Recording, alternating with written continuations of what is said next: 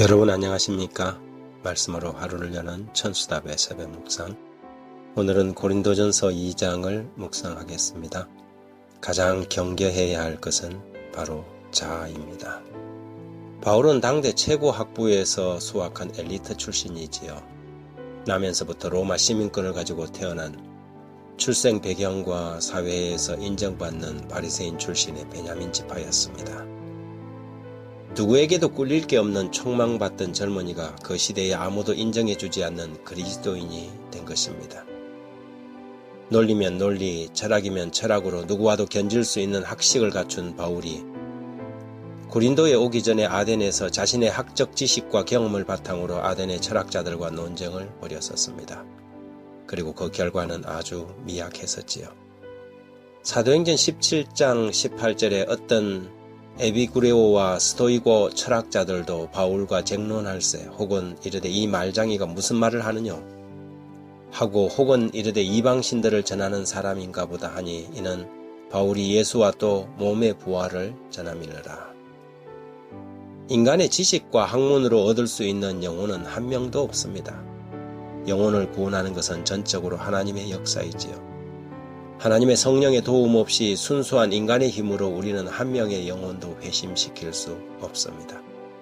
주의 사업의 동력자가 되려는 사람들은 자신을 철저히 죽이고 오직 하나님의 능력이 드러나도록 자기를 부인해야만 합니다. 우리가 자신을 신뢰하고 자기 경험을 의지하지 않도록 하나님은 끊임없이 우리에게 실패를 경험하도록 허락하시지요. 자기 자신에 대한 철저한 불신, 완전한 굴복이 요구되고 있습니다. 우리가 가장 두려워해야 할 것은 외부의 반대도 어려운 환경적 여건도 아닙니다. 우리가 가장 두려워하고 피해야 할 것은 자신을 신뢰하는 것입니다.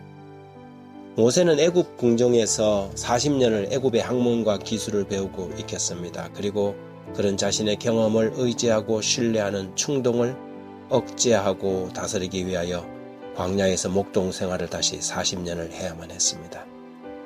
고린도전서 2장 1절에 형제들아 내가 너희에게 나아가 하나님의 증거를 전할 때에 말과 지혜의 아름다운 것으로 아니하였나니 내가 너희 중에서 예수 그리스도와 그가 십자가에 못 박히신 것 외에는 아무것도 알지 아니하기로 작정하였습니다.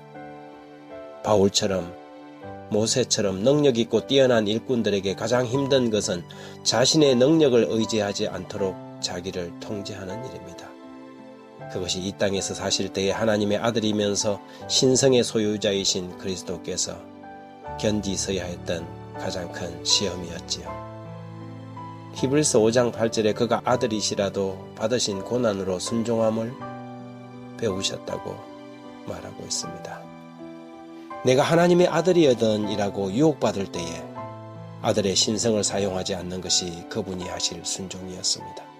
아버지만 의지하고 아버지를 믿는 믿음을 행사하시는 것이 이 땅에 계시던 주님이 우리에게 보여주실 모본이셨죠. 고린도전서 2장 3절에 내가 너희 가운데 거할 때에 약하고 두려워하고 심히 떨어노라고 기록합니다. 우리는 성령 의존자들이 되어야 합니다. 그분의 도움 없이는 도무지 아무것도 못하는 사람인 것처럼 약하고 두려워하고 떨어야 합니다.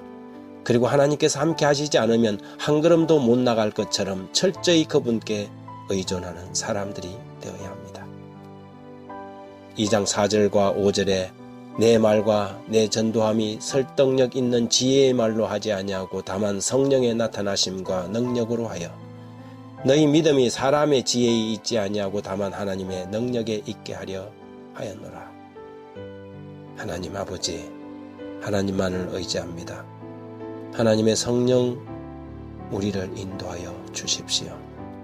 자신의 잘남과 능력, 실력을 의지하지 않도록 철저히 주님께 의존적인 사람이 되게 해주시고 전지전능하신 하나님으로서 이 땅에 계실 때에 철저히 신성을 감추시고 인성으로 고난을 당하신 것처럼 저희도 그런 믿음으로 주님만 의지하게 도와주십시오.